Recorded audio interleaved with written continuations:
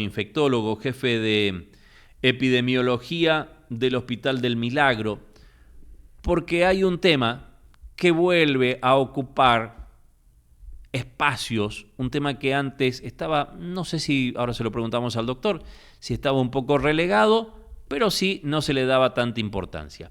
Adrián Edelkop, doctor, ¿cómo te va? Fernando Galván te saluda, buen día. Qué buenos días. Bueno, decía yo esto, ¿no? Sífilis es algo que yo no sé si había tenido una remisión o no, pero es como que no se sentía hablar tanto y vemos que ha habido nuevamente un crecimiento de casos. Sí, en realidad estas infecciones de transmisión sexual son infecciones que relativamente frecuentes lo vemos en la atención de los pacientes, pero bueno, seguramente tuvo cierta repercusión cuando salieron notas periodísticas donde hablaban del aumento que había existido a nivel de nación, Uh-huh. de la cantidad de casos con respecto en los últimos 5 años, el promedio de los últimos 5 años, el aumento que había sucedido.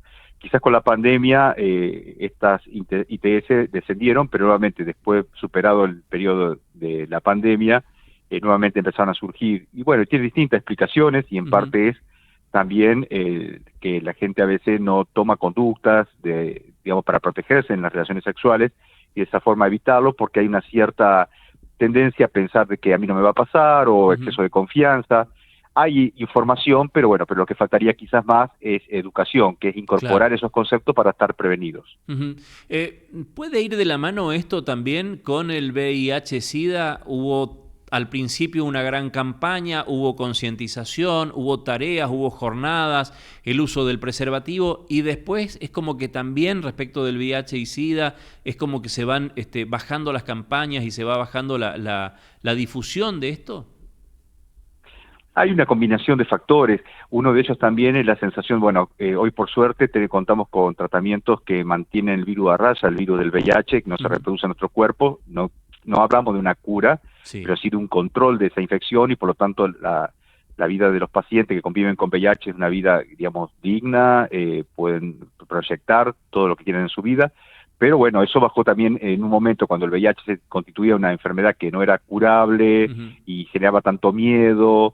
Entonces ahí también había descendido esta otra ITS que se transmiten prácticamente de la misma forma, Sí. que es las relaciones sexuales sin protección, que la mayoría de ellas es la forma en que se adquiere. Uh-huh. Y por también, digamos, como otro inconveniente más, estas infecciones, tanto herpes como sífilis, son Sí. facilitadoras también del ingreso del virus VIH. Entonces van de la mano.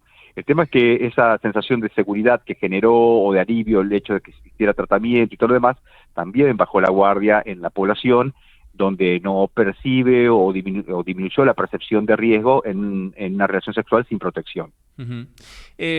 Cuando hablamos de estas enfermedades de transmisión sexual, ¿en la estadística se puede advertir una franja etaria en particular o está atravesada toda la humanidad?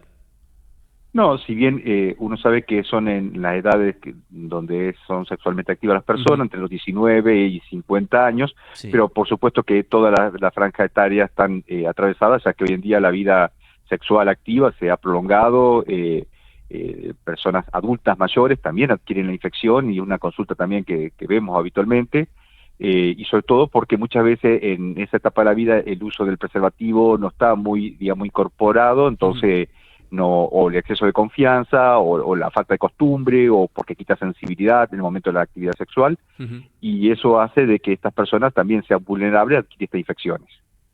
Ha habido mucho debate, obviamente, respecto del uso del preservativo, ¿no? Ha habido hasta campañas y ha habido hasta distribución gratuita.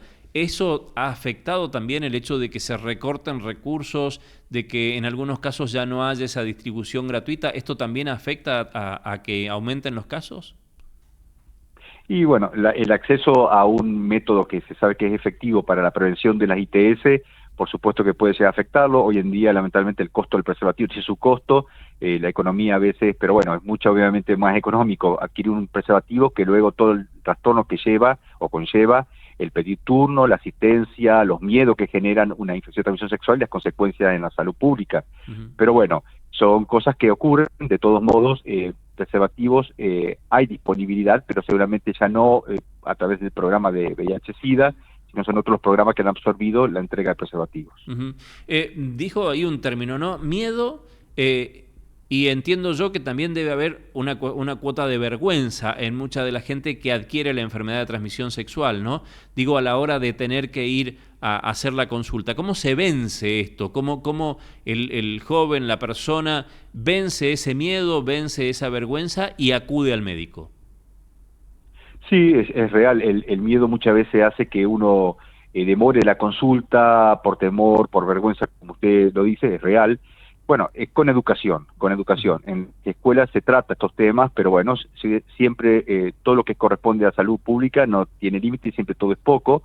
Y por supuesto que las campañas de concientización, el hablarlo en el hogar, en la escuela, naturalizar las relaciones sexuales como es parte de la vida y por supuesto también hablar de los riesgos que conlleva una relación sexual o una práctica sexual sin protección.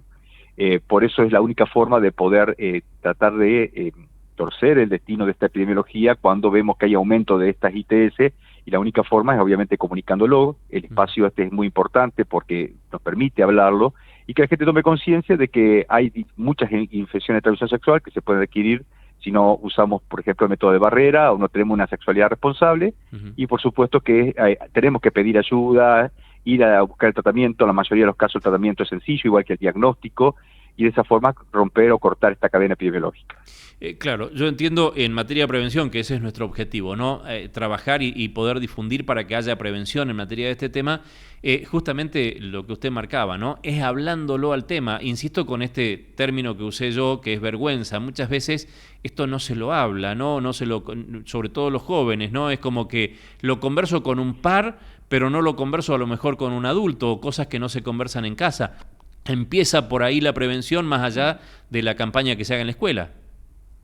Sí, es una situación real. Muchas veces los padres son como apoyo o ayuda.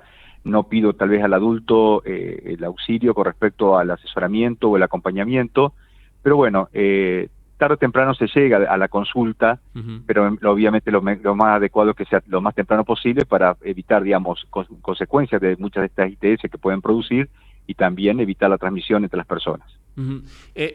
Cuando el hecho ya está, cuando la enfermedad ya está, ¿cómo la detecta y qué es lo que debe disparar la atención al médico? Bueno, cualquier, digamos, persona que haya tenido una relación sexual sin protección es una situación de vulnerabilidad, una situación, digamos, de riesgo, conducta de riesgo. Por lo tanto, si esa persona que presenta ya sea una llaga, una úlcera en la zona genital, en boca también, porque dependerá de la práctica sexual que tengamos, o en región perianal, es importante consultar porque las manifestaciones de estas patologías pueden ser desde secreción o supuración o ardor en la zona genital, pueden aparecer llagas con manifestaciones o verrugas, y en algunos casos no tiene síntomas. En el caso del VIH, no siempre el VIH, que una vez que uno lo adquiere, va a dar síntomas, y pasa mucho tiempo hasta que uno entra en la etapa SIDA, donde empieza a manifestarse la clínica de esta infección, y sin embargo uno puede transmitirlo, igual que la hepatitis o la propia sífilis. Entonces es importante que si tuvimos alguna situación de riesgo porque tuvimos una práctica sexual sin protección, hacer la consulta al médico para hacer lo que llamamos pesquisa de ITS. Uno pide una serie de laboratorios que son sencillos y de esta forma vemos si la persona adquirió alguna infección para brindarle el tratamiento que corresponda. Digo esto, vencer ese miedo, vencer la vergüenza, ir al médico y no recurrir a medicamentos, ¿no? Porque normalmente van a la automedicación o al veneno que tenemos hoy que se llama Google, ¿no? Sí, donde uno puede obtener, es una herramienta para obtener información a veces exacta, pero si no lo sabemos manejar o entender o comprender, también podemos adquirir conceptos falsos o mitos. Por eso es muy importante ir directamente a la fuente, pedir ayuda en los centros de salud, en los medios hospitalarios, buscar la asistencia y quedarnos tranquilos. La mejor forma de estar tranquilo es hacer las consultas correspondientes, nos sacamos las dudas, nos hacemos los estudios y si corresponde tratamiento, tratamiento. Claro. Bueno, a propósito de eso, el Hospital del Milagro es un hospital de referencia en este tema. Sí, tenemos, por suerte, profesionales muy informados, un laboratorio de excelencia, así que, bueno, toda aquella persona que necesite hacer una consulta va a ser bienvenida y no hay mejor forma, digamos, de quedarse tranquilo y poder tener una vida saludable que haciendo los estudios que correspondan y, bueno, y recibir el tratamiento si así corresponde. Doctor, un gusto hablar con vos. Que tengas una buena mañana. Bueno, muchas gracias a ustedes por difundir estos temas que, bueno, nos ayudan también a que evitemos que esto siga propagándose en la población y, bueno, y una mejor calidad de vida. Exactamente. Bueno, aquí estamos, así que cuando necesiten, saben que acá hay un canal de difusión. Bueno, muy amable, muchas gracias. Abrazo grande.